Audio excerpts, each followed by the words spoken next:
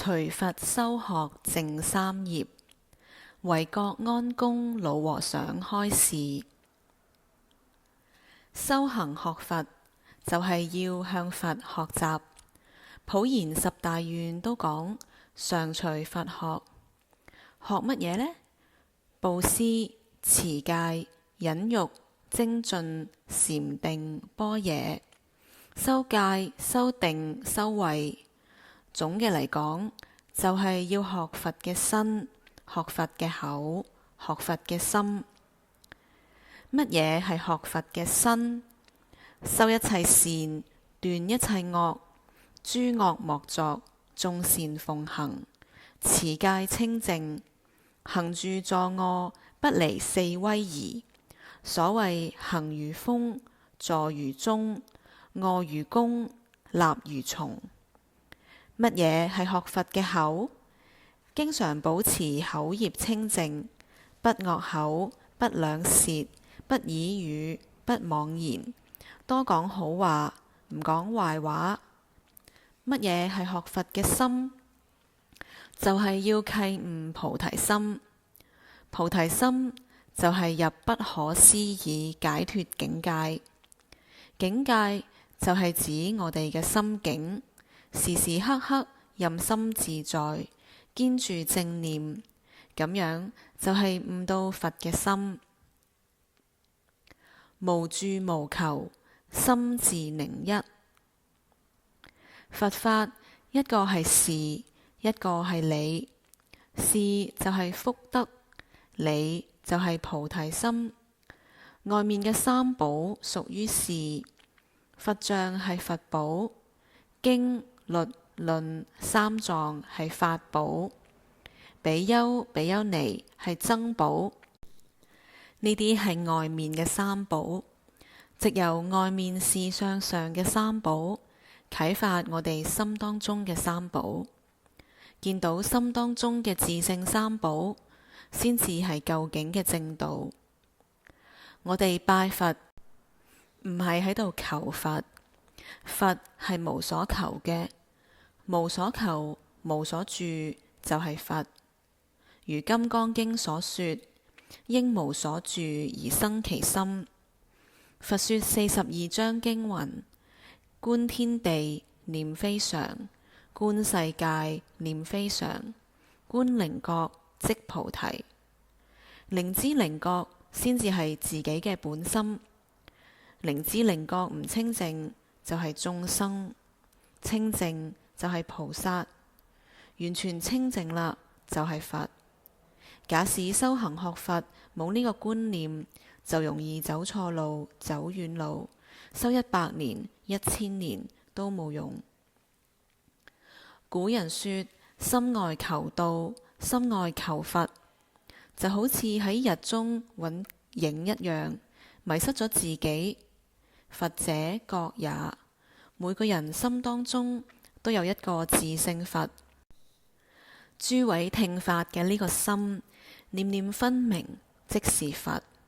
佛性人人本具，唔使去求，一求心就唔喺度啦，一求心就走咗啦。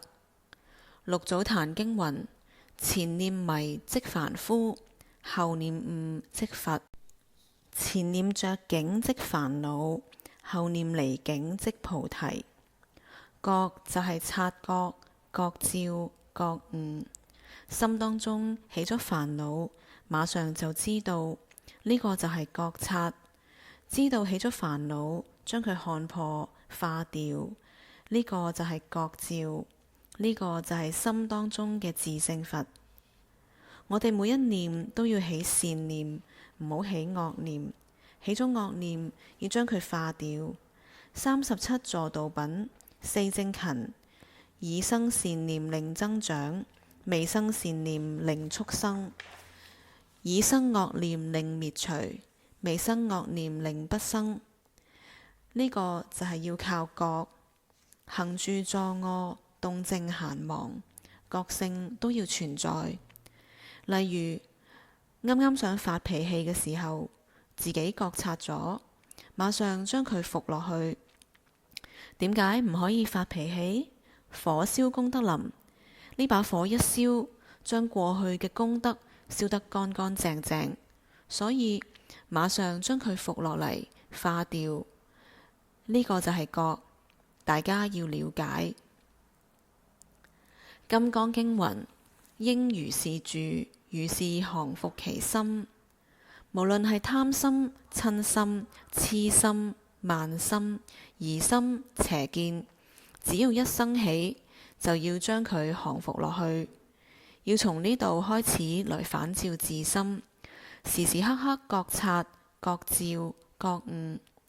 目的就係要保持呢一念清淨心，保持呢個正念。六祖壇經云：正見明出世，邪見明世間。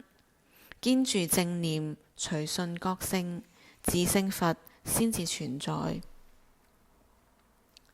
三業淨化，聲聲寂寂。所以要點樣常隨佛學呢？就係要心有正念，口要清淨，身業要清淨，要向佛學習，身口意三業都冇過失。我哋嘅心唔起貪心、瞋心、癡心，乃至於冇慢心、冇疑心。我哋嘅口業無失，時時刻刻都要講好話，唔好講壞話。如古人所言：無道人之短，無說己之長。咁樣口業就冇過失。而家嘅人正好相反，專門講人哋嘅是非，拼命咁膨脹自己，咁樣口業就有過失，冇學佛嘅口啦。學佛嘅身要走大路，唔好走小路；要走明路，唔好走暗路。假使真係做到三業無失，不但心地光明，一生都係光明。咁樣就係常隨佛學，以佛心為己心，以佛行為己行。佛嘅心係咩心呢？就係菩提心。菩提心係根本，要達到菩提心，先要有慈悲心、恭敬心、柔軟心、謙卑心、無我心、孝道心，要有知恩心、感恩心、報恩心、精進心，最後要歸於無為心。咁樣就係以佛心為己心，以佛行為己行。釋迦牟尼佛廣度眾生，直不暇暖，從東到西，從南到北，從來冇休息過。上半夜、中半夜、下半夜，無有間斷。一般人做咗一啲事就怨聲載道，覺得攰到不得了，同佛比起嚟就相差好遠啦。所謂三奇修福慧，百劫修相好。經歷三大阿僧祇劫，行人所不能行，忍人所不能忍，圓滿六波羅蜜，咁樣就可以達到佛嘅境界。修行學佛，一個係動，一個係靜。